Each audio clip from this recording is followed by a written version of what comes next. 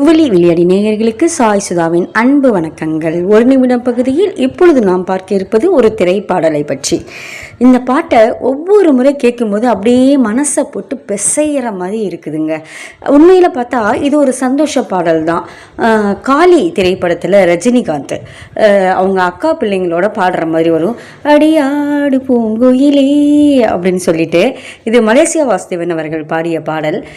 இந்த பாட்டை அவங்க சந்தோஷமாக தான் பாடுறாங்க. ஆனால் நமக்கு கேட்கும் பொழுது முழு மகிழ்ச்சியாக வரமாட்டேங்குது. அது என்னன்னு தெரியல. அது ஏதாவது ஒரு ராகம் அடிப்படையாக இருக்குமா, அது என்னன்னா எனக்கு காரணம் சொல்ல தெரியல.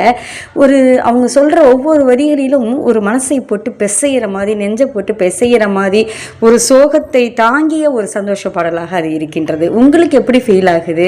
நான் பெண்ணை கண்டவனா அப்படின்லாம் ஒரு வரி வரும்பொழுது எனக்கு ஒரு சொல்ல உணாத ஒரு உணர்ச்சி வருது. உங்களுக்கு எப்படி இருக்குது? நீங்கள் இந்த பாடலை கேட்கும்போது என்ன நினச்சிங்க அப்படிங்கிறத கமெண்ட்ஸ் பாக்ஸில் சொல்லுங்கள்.